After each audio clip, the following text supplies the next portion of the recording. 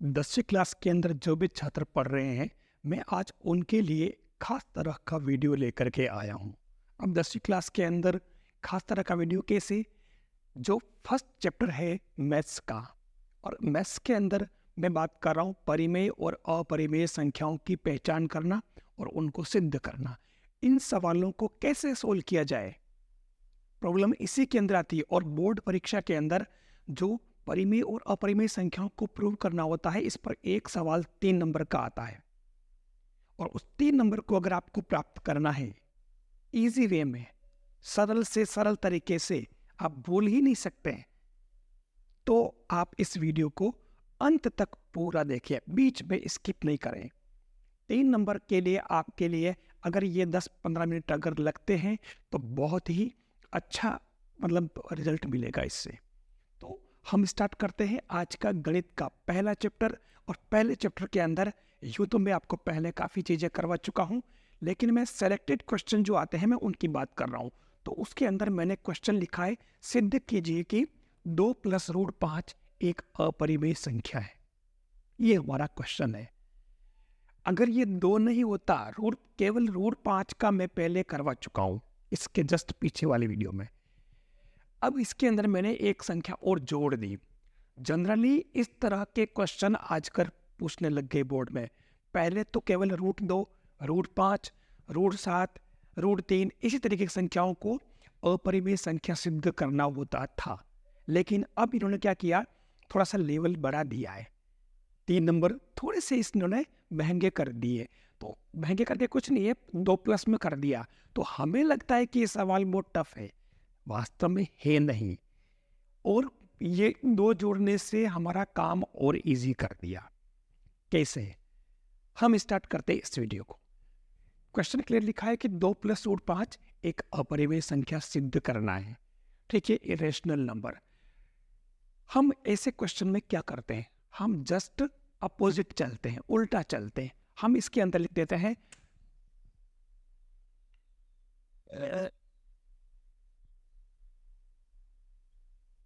माना कि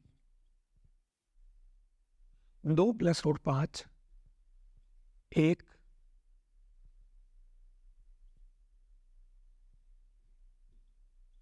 परिमेय संख्या है। हमने इसको रेशनल नंबर मान ली। अब ऐसा करने के बाद में जैसे ये आता है तो हम इसको क्या लिखेंगे, 2 + √5 बराबर a/b। अब ये a/b क्या है? a और b पूर्णांक है, a और b क्या है? Integer number. ध्यान रखना, a b दोनों ही क्या है? पूर्णांक। जब ये पूर्णांक है तो उस कंडीशन में अगली बात क्या आती है कि इन दोनों के बारे में एक बात तो ये ध्यान रखें, और दूसरी बात आती है इसके अंदर कि a और b सहअभाज्य है। बहुत ही इंपॉर्टेंट बात, सहअभाज्य मतलब इसको अपन क्या कहते हैं? को प्राइम नंबर। ठीक है ना, को प्राइम नंबर, सहअभाज्य।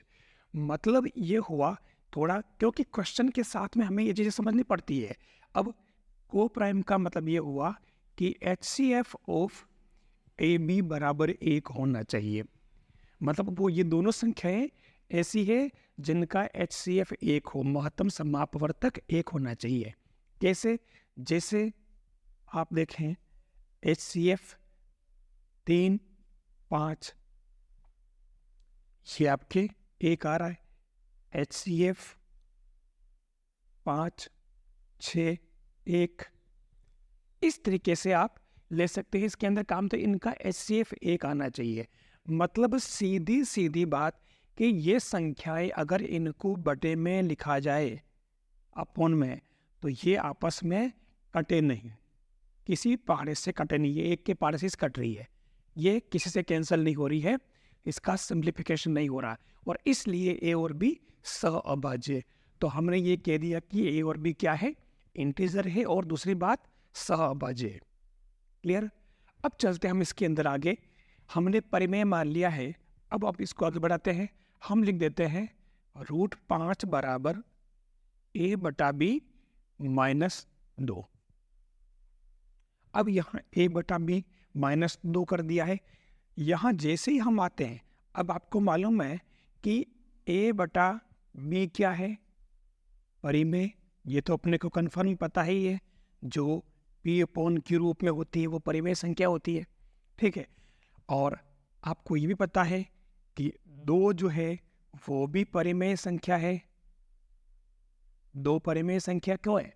क्यों रेशनल नंबर है? क्योंकि इन 2 को भी अपन पी बटा क्यू रूप में लिख सकते हैं। ये आपका पी बटा क्यू रूप और Q is not equal to 0, ठीक है। यूनिक इसके 2 के बटे में तो कुछ है ही नहीं, हम क्या लिखें? तो दोनों ही परिमेय संख्या हो गई, ठीक है। तो इसका मतलब ये हुआ कि √5 बराबर एक परिमेय संख्या में से एक परिमेय संख्या को अगर माइनस किया जाए तो परिमेय संख्या ही आती है। ध्यान देना, परिमेय माइनस परिमेय करेंगे तो एक परिमेय संख्या ही आएगी। ये आपको समझना है इसके अंदर। तो इस केस में आपके ये क्या आ गया? √5 बराबर एक कोई नई परिमेय संख्या p बटा क्यू, ठीक है। तो अब आपने तो ऊपर माना कि 2 + √5 जो अगर a बटा b है, और ये आपने क्या मान लिया था? परिमेय, ठीक है। तो √5 आपके क्या आ गया? एक परिमेय संख्या। तो आप इसमें क्या कहेंगे कि √5 एक परिमेय मतलब रेशनल नंबर है, परिमेय संख्या है। अब हमने क्या किया? 2 + √5 को परिमेय माना, तो √5 एक परिमेय संख्या आ गया। मतलब ये हुआ कि ऑल ओवर आपके ये पूरा जो आपने माना है, तो √5 एक परिमेय संख्या आ रही है। तो आप इसको फाइनली क्या कहेंगे कि ये जो हमारा ऊपर का जो माना है वो कंट्रोवर्सी हो गया। तो ये आपके क्या बनेगा? उपर्युक्त कथन का विरोधाभास है। कैसे? क्योंकि ये सअभाज्य थी, और इसलिए आप फाइनली क्या कहेंगे कि 2 + √5 एक अपरिमेय संख्या है। क्योंकि हम a बटा b को पहले ही बता चुके हैं। यहाँ आपको हो सकता है कुछ कन्फ्यूज़न लग सकता है, लेकिन क्योंकि हमने तो a बटा b को पहले ही कह दिया है कि a बटा b जो आ रहा है ये आपस में इस चीज़ को, अब मैंने इसको डायरेक्ट क्यों लिखा? ये मैंने डायरेक्ट लिख दिया है, आप ध्यान से देखना। अब ये हो सकता है आपको ये वाली बात क्लियर नहीं हो, तो इसके लिए हम इसको थोड़ा सा बीच में जस्टिफाई कर लेते हैं, क्योंकि ये बात अपन प्रूव कर चुके पहले। कैसे? अगर मैं इस चीज़ को, इसको मैं एक लिखूँ, वैसे हमारा सवाल यहाँ हो चुका है, आप इसको क्लेरिफाई करें, तो ये क्या बन जाएगा आपके? आप इसको p बराबर √5q ले लें। अब आप दोनों तरफ स्क्वायर करें तो ये p² बराबर 5q²। मतलब ये क्या हो गया कि p² 5 से विभाज्य है। तो आप देख लो कि p भी 5 से विभाज्य होगा, ठीक है। किससे? आपकी जो प्रमेय है ना, आप उसमें बुक में देखना, आपके प्रमेय 1.3 से ये प्रमेय कह रही कि p अगर a² से भाज्य है, ठीक है, तो मतलब p² अगर a से भाज्य है तो वो a से भी भाज्य होगा, मतलब p भी भाज्य होगा। सीधी सीधी बात है। आप 1.3 प्रमेय देख लेना। तो ये इसके अंदर आ रहा है। तो इस केस में आपके ये p 5 से विभाज्य है, ये आ गया। और इसलिए आप क्या करोगे कि 5 r लिखा p की जगह, तो ये आपके बन जाएगा 5r² बराबर 5q²। और इस कंडीशन में ये बन जाएगा 25r² और ये 5q²। तो ये आपके आ गया 5r² इक्वल टू q², मतलब आपके q भी 5 से भाज्य है। मतलब क्या कंडीशन बनी कि आपने p और q दोनों को यहाँ देख लिया कि p भी 5 से भाज्य, ये देखो, और q भी 5 से भाज्य। जब दोनों ही 5 से भाज्य हो गए तो फिर तो ये हमारे ये संख्या जो है को प्राइम कहाँ रही, ये वाली बात। अगर ये दोनों संख्याएं 5 से भाज्य है, हमने यह प्रूव कर लिया, देखो, ठीक है। तो अब यहाँ पर ये 5 से भाज्य, तो फिर ये को प्राइम रही नहीं, और को प्राइम नहीं रही इसका मतलब ये कट रही है, और कट रही है इसका मतलब हमारे ये परिमेय संख्या नहीं हुई, गड़बड़ हो गया, ठीक है ना।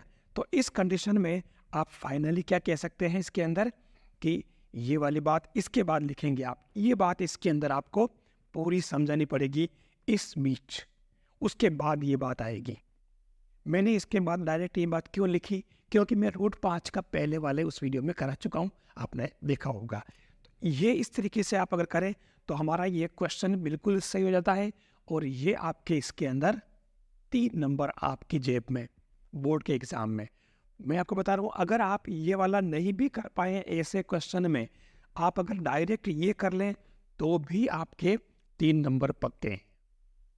अब यहाँ पर वो इसकी जगह वो चेंज कर दे, हो सकता है यहाँ 3 + √5 करे, हो सकता है यहाँ वो 7 + √3 करे, वो 2 + √2 करे, यहाँ इसकी जगह वो कोई भी संख्या डाल दे तो भी आप इजी वे में इसी मेथड से कर लें, कुछ भी नहीं करना है। या 3 है तो यहाँ 3 माइनस में चला जाएगा, यहाँ 7 है तो 7 माइनस में चला जाएगा, 2 है तो 2 माइनस में चला जाएगा। आ रहा समझ में? सीधी सीधी बात है। तो आप इस तरह की कोई भी संख्या आए और उसको अगर इरेशनल नंबर प्रूव करना हो, इरेशनल नंबर सिद्ध करना हो, तो ये आपका तरीका रहेगा। अगर वो सिंगल पूछता है तो आपको उसके अंदर ये बात डालनी पड़ेगी इसके बाद में, उसके बाद ये लिखोगे। वो सिंगल वाला मैं पहले करा चुका हूं, आगे समझ में? ये आपके 3 नंबर पक्के हैं अगर इसको ठीक से आपने समझ लिया तो। समझ में आ गया? नेक्स्ट वीडियो ऐसा ही कुछ अलग तरह के क्वेश्चन लेकर के अपन फिर से मिलते हैं। टेलीग्राम पर CMPC चैनल को अभी ज्वाइन करें और पाएं महत्वपूर्ण PDF और महत्वपूर्ण सूचनाएं। वीडियो देखने के लिए धन्यवाद। अन्य वीडियो देखने के लिए चैनल को अभी सब्सक्राइब करें।